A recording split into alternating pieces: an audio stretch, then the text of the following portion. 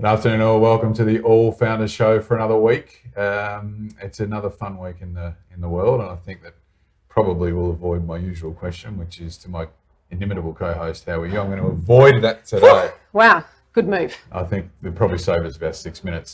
Today we're talking. It's a semi-special edition AF. We're sort of coming back to regular programming, but we've got a bit of a segment today on leadership lessons, and then we've also got wonderful guests from Big Group Hug that we'll be talking about. They're a charitable organisation that we are involved with in a tangential sort of way, and they're a terrific group. So we're very excited to have them on today. Yes. You know what? I'll ask you, how are you, Laura? I reckon I'm going to say something positive today. I like it. For all the Armenian women out there, we've had a win this week with Gladys in New South Wales. Good on her, and don't mess with the Armenian women is all I'm going to say. Well, I'd say if there's one lesson I've learned in life, it is do not mess with the Armenian women because you will come off second best. That's right. Today we're talking leadership lessons.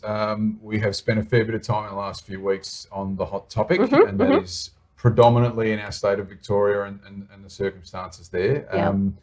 I think that we want to take a slightly different tack today, and we want to say, obviously a lot's changed. Here we go. It's been 2 minutes. My earphone's already popped out.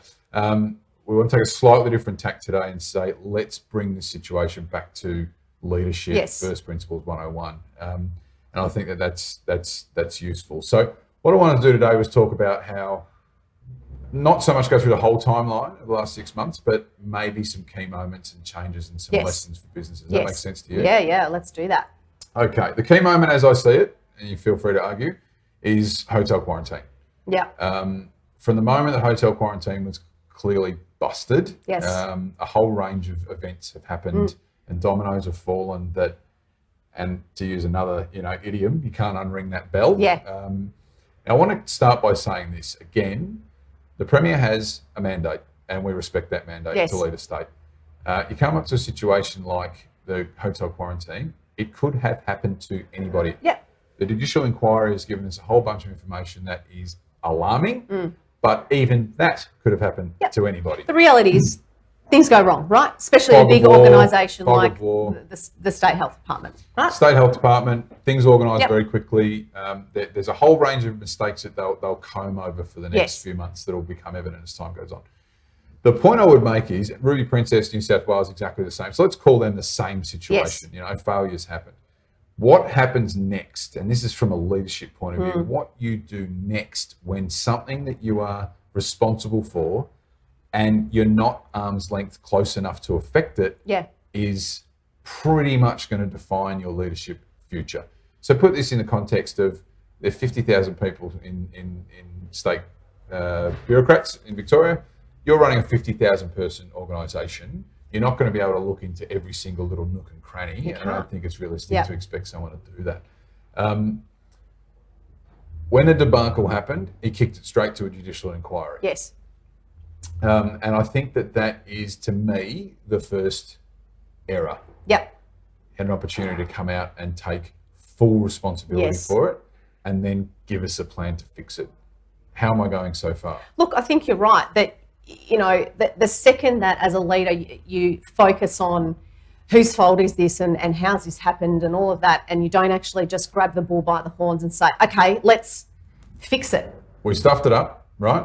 It's stuffed up. We stuffed it up. But it's entirely forgivable. Yes. It's every single person would have said, fair play, global pandemic, all we have to do is stand up 6, 8, 10, whatever it is weeks ago and say, we made a horrendous set of errors and we're going to fix it. This is what we're doing to fix it.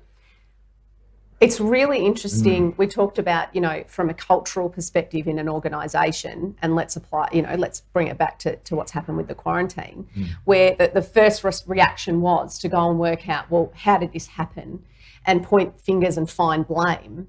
And I wonder whether a big part of what's going on at the moment is a cultural issue within the organisation where instead of people coming forward and saying, there is a problem, we stuffed up, I stuffed up, let's get on with it, what do we end up with? What if you've got a culture where everyone is covering up because they don't want to get in trouble?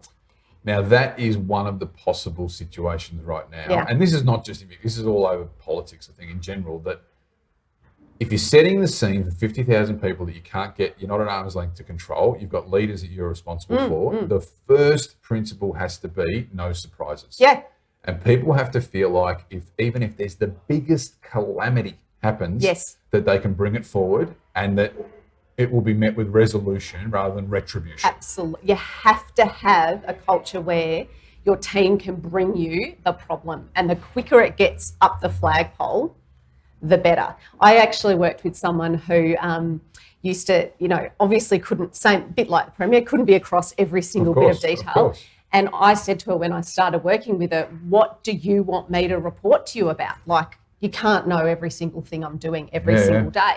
And she said, if I go upstairs and somebody might walk past me or it might be mentioned in a meeting that I'm in, that's the stuff I need to know. Yep. And that was, it's all a bit abstract, but I think it's really important that an organisation understands what needs to be alerted quickly. Yeah, and it has to be encouraged. So the biggest calamities, especially, the bigger the problem, the quicker it has to be escalated. Yeah.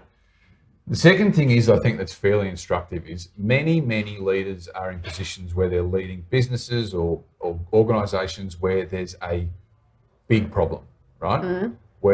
Let's not list a range of problems, but there's lots and lots of people who are met with major problems that are newsworthy, if you like.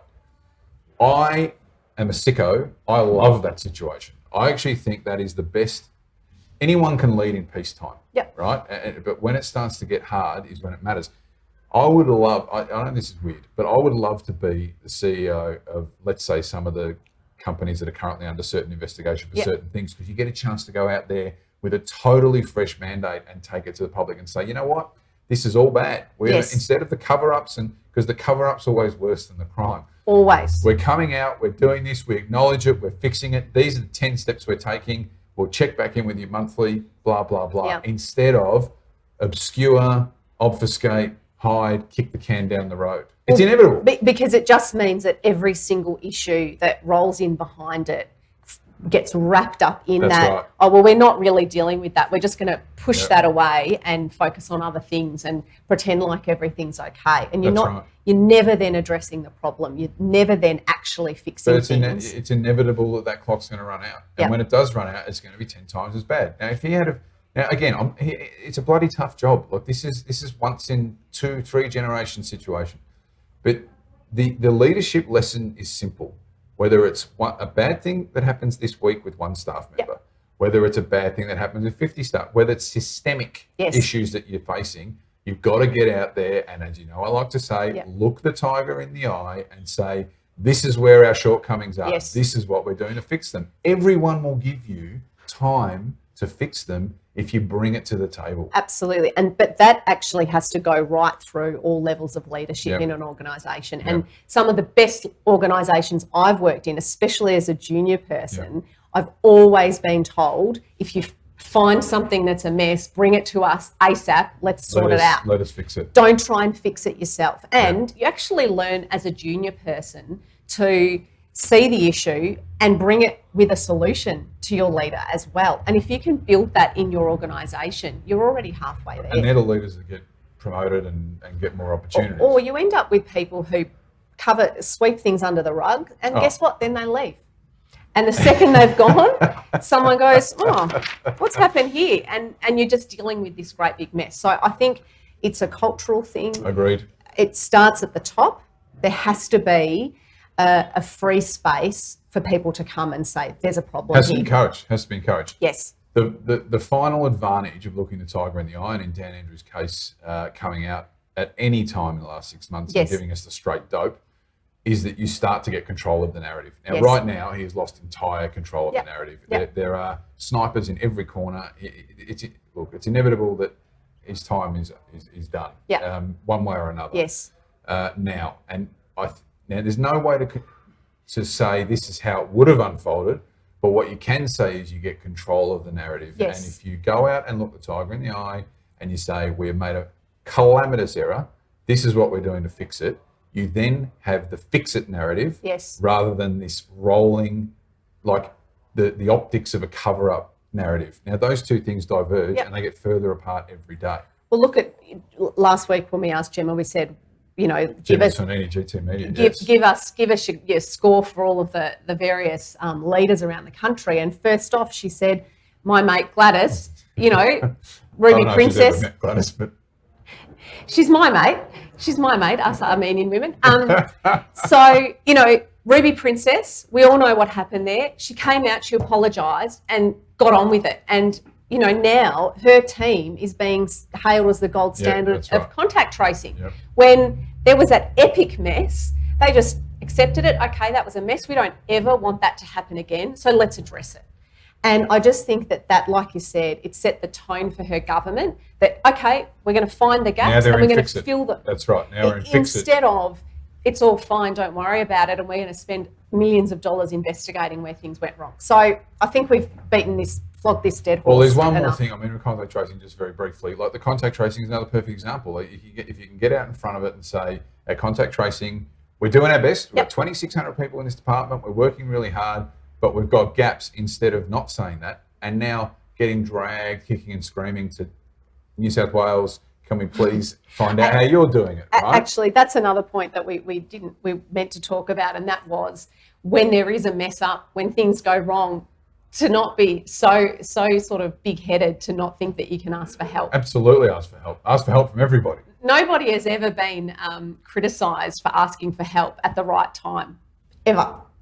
Well, if they are, that is a ridiculous criticism. Exactly. Yeah, none of us can do this, anything on our own. We're two heads better than one, all that sort of stuff. So I think, anyway, we could talk about this forever. Well said, Laura. We could say that all day.